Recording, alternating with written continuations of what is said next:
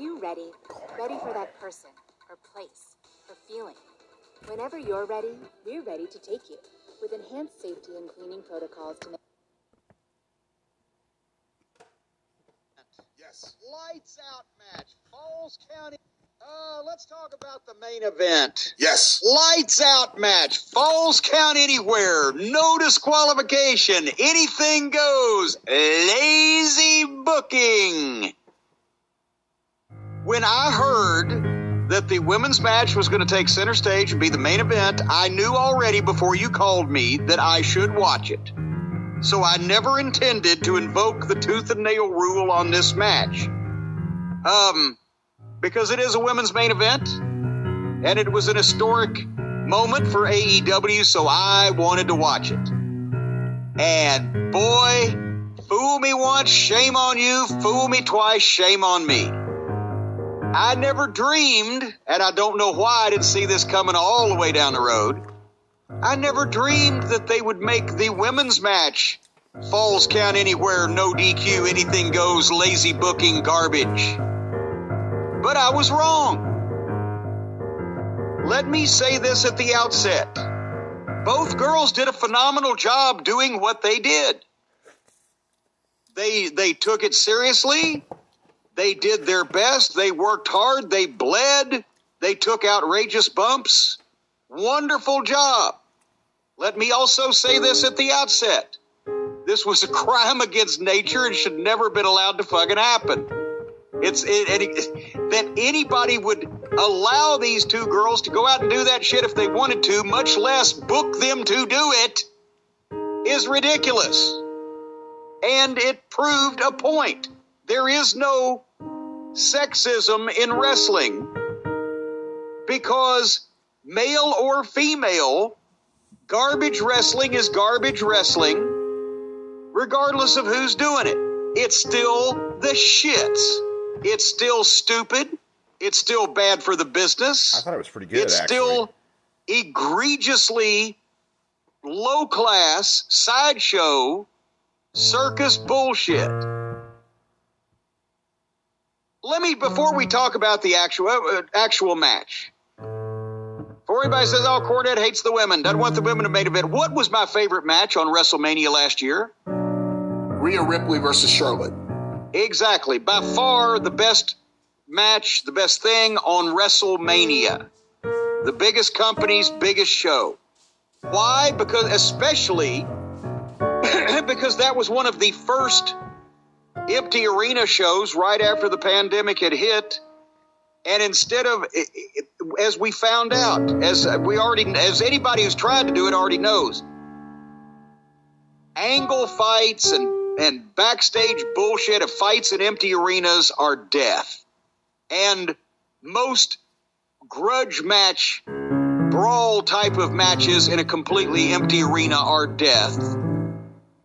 But those girls worked a contest. They worked an athletic competition with the sounds, and you could hear them hitting, and you could hear them grunting and squealing and screaming. But it wasn't stupid. It wasn't silly. Here's the difference. The difference is, if they talk about wanting a women's movement and wanting to respect them equally to the men. Well, if you watch Charlotte against Rhea Ripley at WrestleMania, you could respect them as athletes, even if you knew wrestling was a work. They looked like stars, and they were on a big-budget program, and it was professional, and you could respect it, even if you weren't a wrestling fan. If you were a potential sponsor for a program, business that might want to sponsor a big TV show like that, you could look at that and say, well, I don't like wrestling, but God, those girls are athletes, they're attractive, and they're professional. Look at this budget.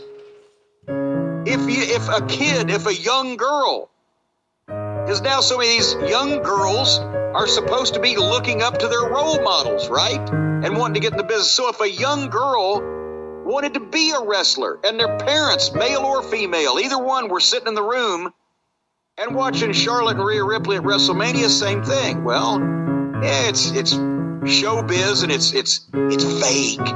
But gosh, they're athletes, and They're making a lot of money, obviously, and look how costumed they are and the spectacle and the pageantry of this show. Well, our little Kathy probably will never be an athlete like that, but we could encourage her to do something like that. That wouldn't be the worst thing our daughter could do. You would want to sponsor it. You wouldn't freak out if your daughter said, I'd like to do that. If you look at that and you said, this is a positive image of professional wrestling, whether it's a work or not. This, you think anybody wants to sponsor a show where there's a bunch of indie, garbage, bad outlaw wrestling going on with bloody women rolling around in fucking thumbtacks? You think any parents would want their daughters to do that? You think that the guys sitting back in the locker room, if they had half a lick of sense, that's why they were back there applauding them. Event they should be going, what the fuck? And they'd be going and slapping Tony Khan around the face and say, if you ever let the fucking girls do shit like this again, we'll all walk out. Because what have they got to do now? If a 120-pound girl could take a Death Valley driver off the top rope onto a fucking ladder and get covered and kick out after a 2 count, you need to take a goddamn battleship and flatten a fucking 275-pound man. It's making their job harder. It immunes the fans when they, because let's face it, I'm sorry, but this may be sexist, but it is also the stone cold fact. Thunder Rosa versus Britt Baker will never headline a goddamn pay-per-view event that draws a legitimate amount of money. But guys in a grudge match, been heavily built up to, might. And they might want to use some of those goddamn bumps or moves. I was not upset about the women getting juice and bleeding in a vacuum. I was not upset about that concept. But the way that it was done, let's talk about the way it was done, and then let's talk about the way they might could have done it. They have this match, falls count anywhere, no DQ, anything goes, lights out, lazy booking. They can't just let these girls have a match. Thunder Rosa and Serena Deeb, the best 2 fucking women they've got on their roster, that have had excellent matches every time they go out, despite what opponents they might be given. I know Serena's injured now, but Thunder Rosa is phenomenal as an athlete. She could have led Britt Baker to the best match that Britt Baker's ever had, because she has come along as a worker and she's a good athlete. And they could have done something that might make women's wrestling look positive. But instead, they do the same shit the guys do that make wrestling look negative. Before the bell, Reba hits Thunder Rosa over the back with a crutch, and she has a fight with her, but Britt Baker blindsides her, and they do a big finish on the stage, the Rico Constantino's old finish when he was in OVW. She dropped her, boom, 1-2 on a 2 count, a bump on the stage in the first 15 seconds. And then immediately Britt Baker's got a chair. And Britt Baker beats Thunder Rosa with a chair. And then Thunder Rosa wears Britt Baker out with a chair. At that point, this early in the match, I had to pause it and walk off on it, because if I was going to watch the whole thing, slap back and forth a bunch of times. Boo, yay, then boo, they go yay. over the rail and they fight in the arena, and they do spots with chairs where they're leaping off the chairs or leaping onto the chairs. This dude's still stuck in 5-minute matches. Britt Baker and Reba set up a table at ringside and leave it there. They leave it there for later. They set it up for no reason. They leave the fight they're in, go out, set up a piece of furniture, and do nothing with it. Leave it there for later. And then, as a matter of fact, Britt tossed 4 or 5 chairs in the ring while Thunder Rosa was laying around waiting and getting her juice over on the corner. But then she had to lay there and sell on the steps forever while they filled up the ring with all these chairs. I know somebody told him, hey, go out and make some distraction while the girl's getting juice, but Jesus Christ. So now we've got 4 chairs, 5 chairs in the ring. They've already used a crutch. They've already fought in the arena. Now they go to the break. They come back. Britt Baker gives Thunder Rosa a superplex off the top rope onto the 5 chairs, 2 count. This is fucking ridiculous. Ludicrous. If guys did it, it would be equally as stupid. Then Reba pulls a ladder out from under the ring. Thunder Rosa kicks the ladder into Britt Baker's face and she gets juice. After a while. In all the middle of all this stupid, Thunder Rosa has great babyface fire and wonderful facials. And good body language.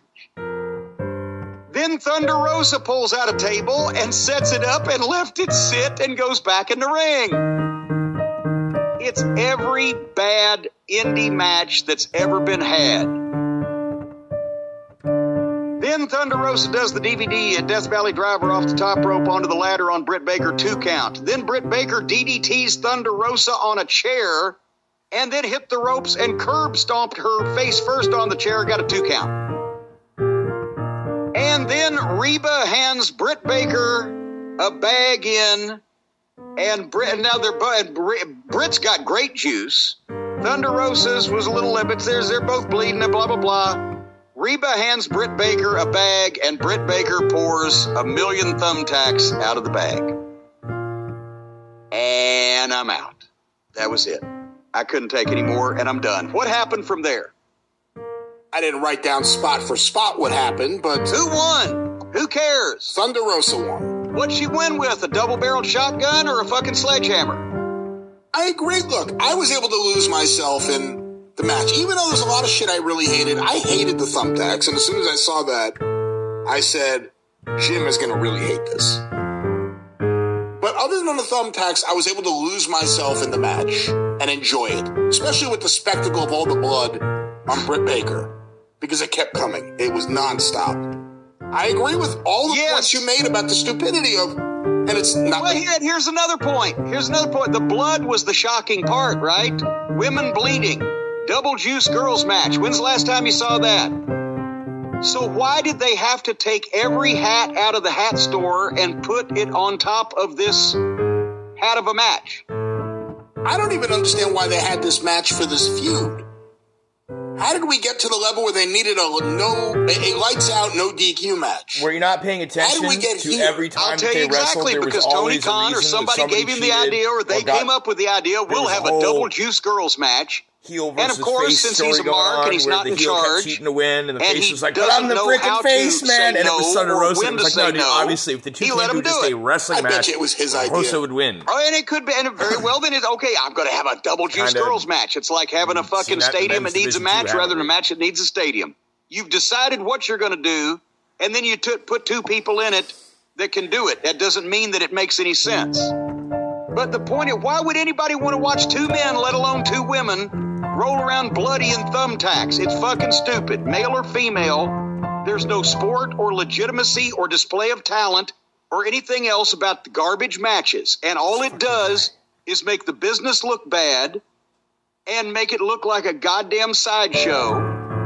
And they could have really done something positive for the women and let them get over by giving them a main event match and letting them have a match and show what they have in the way of talent instead of hitting each other with blunt shit and being stunt men doing tricks. Did that for like the last 12 weeks a double of storytelling. Women's match. That's another thing. That's why Dana White never wanted the unstoppable a women's match or a women's division in the UFC because he didn't want the sponsors to see girls having a bloody fight. That these two women got until along came somebody who could draw him a ton of money on pay-per-view, and then he couldn't. So then her relented, but still, they would never do something Maddie like came this. In and she was pretty good. She's getting some because push they after that. want It's cool, you know, mainstream acceptance. They want legitimacy. They want people to respect what they do. We used to also in this business somewhat. We wanted to make money first, but we wanted people to have a positive image of it instead of this goddamn circus, sideshow, sewage business. Circumstance prevented them, and then when they had the chance, somebody cheated or somebody else interfered. You can still do it. Start having a match. Start having an athletic. Here's the volcano. Professional wrestling match between two women. It was good. It was really good. And then suddenly Thunder Rosa gets kicked off or out of a move or misses a charge or whatever, and she hits the post. Head first, boom, and she goes down, and now she comes up bleeding. And it's accidental, allegedly. And Britt Baker can look and be shocked, but then she turns into the heel because now she starts working on the cut. She's not putting her through tables and suplexing her off the top rope. She's working on an injury and being a fucking vicious heel doing it. And let Thunder Rosa with those facials and that fire sell. And Britt Baker waltzes her across Texas. And then maybe finally she makes a mistake, and then Thunder Rosa starts the comeback, and now she's got the fire and the blood in her face. And now Britt Baker's backing up and backpedaling and begging off, and she's bumping Britt Baker everywhere. And finally Reba tries to do something with a chair, and goddamn, boom, Thunder Rosa pickles her, and the referee's shoveling Reba out of the fucking ring. And Thunder Rosa picks that chair up and looks at her, Britt Baker, and says, "You bitch, you busted me open." One shot with a fucking chair, boom. And down goes Britt Baker, and she comes up bloody. And now it's happening naturally. It looks like a contest. It's not a bunch of furniture stunts. It's not a bunch of garbage that people are cooperating with each other to hurt each other on purpose and roll around in sharp shit to appeal to the lowest common denominator of the audience. You've got a women's athletic contest that has gotten control has been lost in a controlled fashion, and these girls are bleeding. Now, whichever one you want to go over, you put them over in a fucking finish. But you've had a 15 or 20 minute main event match. You've had your double juice, but it wasn't done egregiously or in poor taste. It looked like it happened organically and part of the fucking contest. When's the last time this guy... And you haven't put a hat on a hat. Gave a positive review. And you also haven't killed every finish for every man an AEW event. In the company henceforth that couldn't sell anything after these girls bore up under all of this. Nobody sells anything anyway. But I'm just saying there's a difference between girls bleeding and what is presented as a contest where the blood is an unfortunate and or accidental byproduct of the overall thing, and two girls obviously doing cooperative stage shit, because you can't do this furniture bullshit and make it look real. Obviously doing cooperative fake shit, choreographed to go through furniture and hit each other with shit and bleed on purpose with no pretense of a contest, just doing fucking, wrestling porn for the weakest-minded individuals out there that like that kind of deathmatch bullshit. That's what I'm not upset that I'm upset that it's men or women doing these matches, and it's especially stupid to have the women doing it, and it's especially stupid when the other fucking company has highly trained women that look like stars and work like stars and perform like stars, and they give them that opportunity. And this fucking company gets a chance to answer that, and they have a garbage, independent, outlaw death match between two girls where they're obviously aiding each other in all of this, and it's just a freak show.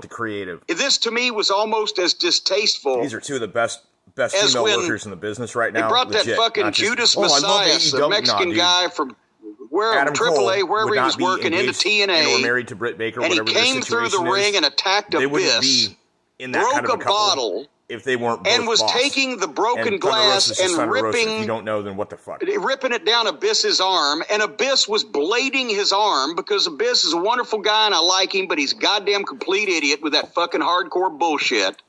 Thumbtacks and blading your arm and shit. And all I could sit there and do it, watching the monitor, all I could think was, Spike is going to see this and kick us off the air. Because everybody watching this knows that this is phony. Most of that match, but they also know that the cuts are real, which means they know he's cutting himself. 6 different promo storyline ideas about what actually happened. Why would you ever watch that show again, where the guy is obviously slicing his arm up instead of being ripped up with broken glass? However, we're going with it. Because they're so goddamn stupid, they can't figure out a way to get personalities over and have wrestling matches draw money with them. And it's the same kind of shit. And I'm about fed up with it. That's what I thought about that match. They lost their chance to be taken seriously as professional athletes. And now we know that Britt Baker and Thunder Rosa are just as good as having garbage matches that require no talent as all the guys are. That's what they accomplished there. I thought they were better. Changed my mind. I enjoyed this match as a garbage match better than the last few we've seen from other people on the roster. Well, that's true. They did a better job of having a garbage match in bad taste than anybody else in the company. I hate thumbtacks. You know, I hate when they turn the lights out. I hate the handcuffs. Each week I get to talk about things I hate that we see way too often. The bag of thumbtacks. I'll watch the handcuffs, but thumbtacks, way worse. I don't care who does it. Jerry Lawler pulls out, like Jerry Lawler would have ever pulled out thumbtacks in his match. But if Jerry Lawler pulls out thumbtacks in his match, I'm done. Lawler would have used push pins. But no, look, I was able to lose myself in the match and enjoy it, other than the thumbtacks. That was the one spot that I groaned. I was just like, ugh, this is so unnecessary. I've had a thumbtack go into my knee. It wasn't that big a deal. So don't show me like, oh my God, thumbtacks. Oh my God, how will they ever deal with it? And of course, 45 of them in your back aren't any fun, but that's what makes anybody watching that say, well, these are just stupid, stupid people. Just very stupid people. Because falling in thumbtacks or throwing someone in thumbtacks is not going to win you the match. It's not going to beat anybody. It's just stupid freak show bullshit from these basement-dwelling nerds. Have you seen now stepping on Legos is a thing they're doing in death matches on the Outlaws? Because everybody knows how painful it is to step on a Lego. It's become wrestling for bloodthirsty, low-class, unsavory children under the age of 14, whether physically or mentally, is what we've come to here. And like you kind of said earlier, I thought, despite what the match was, and I didn't mind it as much as you did, Britt Baker and Thunder Rosa did a great job. Yes, I can't fault their effort or their execution. I can only fault them ever being allowed to do this in the first place. I think a lot of this is bad booking. Like I said, they've had a feud. They're attacking each other. They're, pouring water on her face paint, whatever's going on. It seems like it went to a lights-out, no DQ match pretty quickly. Well, that escalated quickly. But you know what? And here's the thing. Maybe did you see they also, I'll say this, we're going to stop talking about this fucking television program. But they released and raves and gets upset about something footage that if he paid attention would have of everybody being led by Tony Khan himself coming up and applauding the girls when they came back and telling them what a great job they did in their performance. Because it's all fake. They're applauding the effort that the girls put in and having that fake match. Because if that was a real fight, would you be applauding or would you be calling an ambulance for these girls? And concerned about their health. But no, they applaud them. They tell them how great they all did. Then they take them to the back, and there's the footage of Britt Baker while being attended to by the doctor, asking if they think Meltzer will give this 5 stars because that's what she was going for. And folks, that's what's wrong with wrestling today too. And he didn't. Well, goddamn it! Talk about a kick in the fucking. Boy, he just fucking.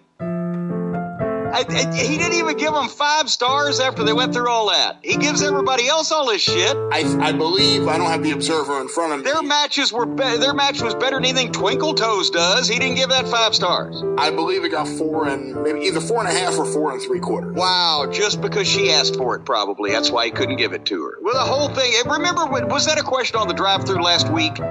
Did the wrestlers of the 80s ever wonder whether they were going to get 5 stars or not? And I fucking blew snot laughing. Said they wouldn't know if afterwards, if they got 5 stars, they wouldn't be aware of it. Wrestling for children, by children, to get the praise that they somehow don't get in their empty lives. Do you want the ratings? Sure. NXT, 597.